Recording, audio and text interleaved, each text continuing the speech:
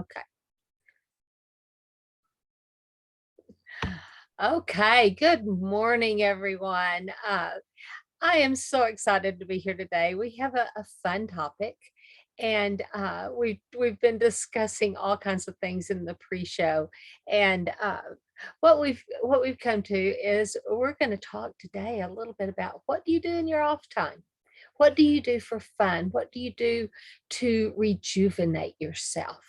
But I'm Carol Henderson, and I have Life by Design. And I want you to know that you can design your life with purpose. With purpose. It doesn't have to just happen to you. You can make what's right, what you want happen. There are a few tools and techniques to doing that, but it is possible. And I want to introduce my co-host, the fabulous Barbara Ellison, who will tell you all kinds of things that she does. Barbara? And hi, and okay, now let's, in the spirit of authenticity, right at that moment, you just saw a camera shift. I had to shift my camera. I was like, oh brother, I could not look at myself. Anyways, I don't know if you noticed it, but it's there. Anyways, but what you do in your downtime, one of the things that so many people, they don't talk about what they do in their downtime. They don't talk about it because it's like we have this thing that we have to be working, and that if we're not working, we're not doing, and if we're not doing, we're not succeeding, and if we're not succeeding, it's just this whole big mental rat race that we get on. And I'm going to tell on myself, last week I had a day like that where I had absolutely so much to do that I didn't know what to do. I couldn't think. It was like, I know it, and I just right at that moment, it was like, Barbara, this is it. I mean, you sit down and take a break, take a mental break, and just do something that's fun.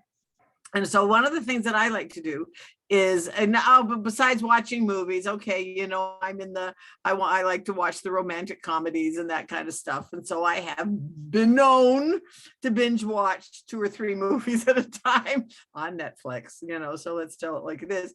But I also like to crochet, and I make baby blankets for the We Care Pregnancy Center.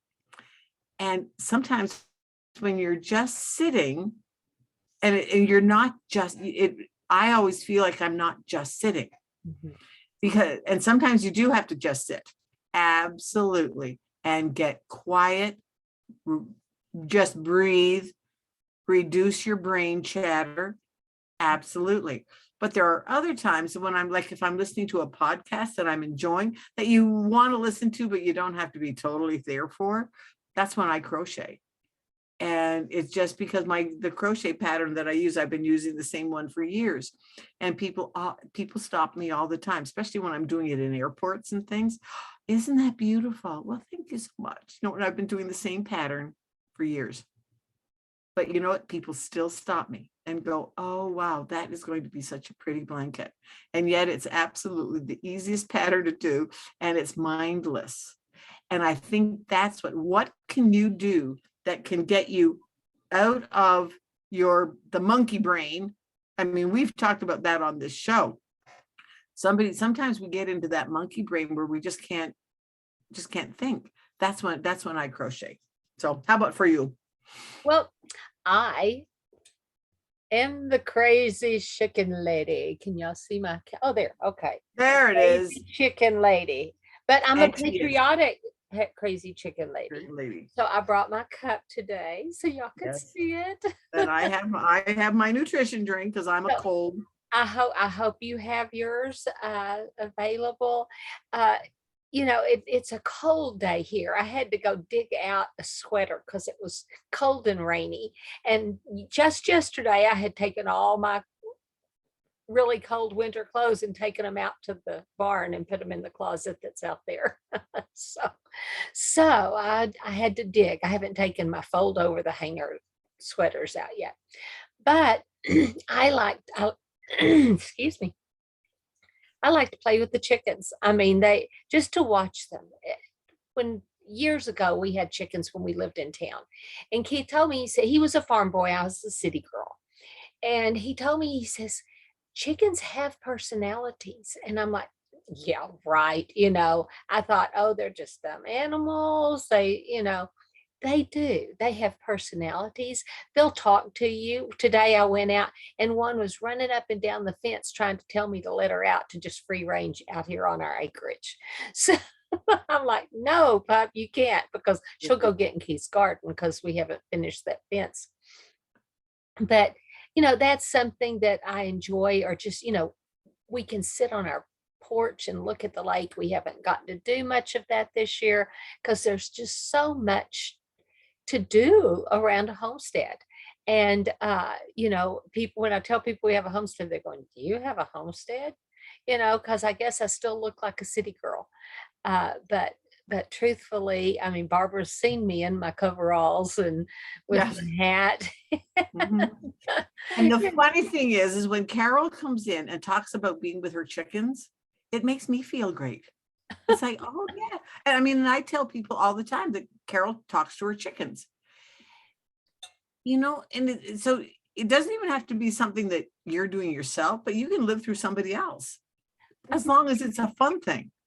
As I long as love it's a fun thing and it isn't obsessive. Like, it's not upsetting. there are parents that live through their children and they make their children do pageants or acting, Yes. and the child detests it. And that's something, when I had my agency, I would kind of not work with those people, because I mean, it was okay for a parent to totally get joy and stuff like that in it. But when the child did not enjoy it and the parent was demanding it so that the parent could have the kudos, that's dangerous, and that's not good. And that's where people get harmed and injured for later life. And so, yes. And that's but isn't that the truth, Carol, that you and I have talked about that on this show, that sometimes people, and as adults, it's kind of like being part of the family business, and you can't get out from under the family business. And 9 times out of 10, in the situation where I would see up close and personal, because I live in small town America, it wasn't the family business, but it was the business that mom and dad wanted it. Right. Wanted to have mom or dad. And it's amazing how many of those people, when everybody's on the same page, the child wants it, everybody's backing the child, and the husband works so the wife can travel with the child, all those kinds of things. That's a good situation. But a bad one is when one of them wants it, one of them sees that the child doesn't want it and is trying to be an advocate for the child, like a mediator. Yes, and the other parents going, no, no, no, and it can cause divorce. It can cause all kinds of things, and and the real public face of that, Macaulay Culkin. I mean, he had to sue his parents to be emancipated from them because they were forcing him to make a living for them. Yeah. Not cool. Not cool. Yeah. I mean, it's one thing to support your children. It's one thing to be proud of your children. But when you are obsessed with your children, I mean, and look at the times where, and it says in the Bible that when a man gets married, he will leave his mother and father and cleave to his wife. And yet, so how many wives? Yeah, they can't get away from the mother. I happen to know a young lady that even after being married for some time, when she's home, she will sleep with her mom and her sister. All three of them sleep together. Ooh. I mean, not kinky sleep, but that's just that tightness in that family. And it can be good, but sometimes it cannot be good. It kind of just depends on each person and each situation. So you can't judge the situation because you don't know. You truly don't know. Only God knows people's hearts. But you can judge the fruit. And in the case like of Macaulay Culkin, where he was being forced to work for making a living. And that's one thing I've got to say about Ron Howard and his little brother. I can't remember his name, I don't remember his name. but I can see his face. But they each had the top rated shows at the same time. Number one and number two. Number one was Andy Griffith's And show. Griffith show. And number two, is it Grizzly Adams that his brother was on? Could be, yeah, maybe. Anyway, it was a little, it was about a bear, and it was a little boy living out in the country in the Old West. That was number one and number two show at that time. But those parents put all of their money away. Those boys had savings when they came of age that they had earned. That family, dad was an actor. He was an actor in his own right, not great big, but you would, if you knew a character actor. he was a character, but you would know him if you saw him. If I could show you a picture, you would go, oh, him. But they made a point that their family lived on his salary. They did not touch the boys' money, even though the boys were making, they were banking, and they lived on that. The boys had chores, all of that kind of stuff. And so if you look at it, both of them have grown up to be great young men. So, I mean, Ron Howard is a director, a screenwriter, force. Yeah, he is a force, but his brother is too. For good. Yeah, his brother is too. And it goes back to the raising, the raising of the kids. And so that's, all you have by the time you get into our age is your kids and your grandkids. And what have they done? How did they turn out? I mean, I won't say that's all you have, but you know what I'm saying? It's like, are you proud of what you've made, for lack of a better term? Right. And and that goes back to what are they seeing in you? We started out this conversation by, what do you enjoy? Yeah. Well, if your kids see you enjoy other things that make you happy, that feeds your soul, then that is the lesson that they deserve to have from us as parents. Yes. And they have to realize they are not the end all be all of your life. And they should not be. Many parents, they are, but they should not be. They need to be a big part of it. You need to take them in your arms and love them and teach them and train them. Don't sit them in front of the TV and expect it to be done for you. Don't send them to school and expect them to raise with your values, because today in this world, that hopefully isn't happening. Hopefully those aren't your values that they're teaching in so many of the schools. I mean, it's getting way out wacky in the schools right now. Gone are the reading, writing, and arithmetic of our day. And, I'm not to say, oh, we had it all right. We didn't. Every generation has its own problems. Every generation thinks that their children have grown up to be wild and crazy. And somebody was reading something from way back, like in the Aristotle type days, and it was talking about the youth of the nation, Yeah. The people of the 60s thought that the teenagers then were never going to amount to anything. And some of them haven't, and some of them have amounted to being very much not cool, in my opinion. But a lot of us grew up with some good old fashioned values. And, let's not pull any bones. This country, we're in the US, and the US was built on Christian principles. No bones about it.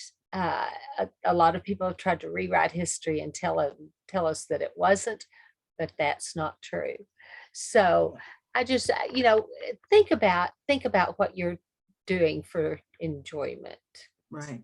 Yeah. And one of the things for me, and this just struck me, is that one of the things that I prided myself on with my children was that I always treated them with love.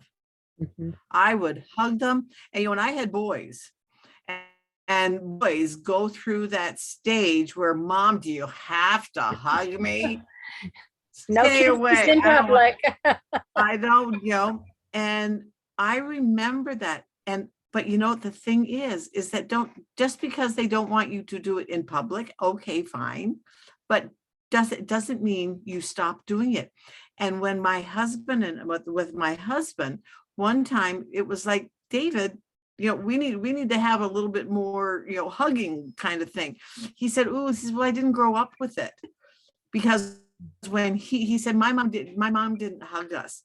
And it was like, I said, "Well, did you ever say to her when you were like 12, 11 or 12, ooh, do you have to hug me?" He said, "Oh, yes." And she stopped hugging them.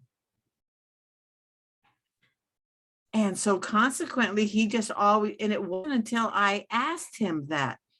And what brought it to mind at the time was one of the gals that I worked with, and she had an 11 or 12, he was 11 or 12-year-old.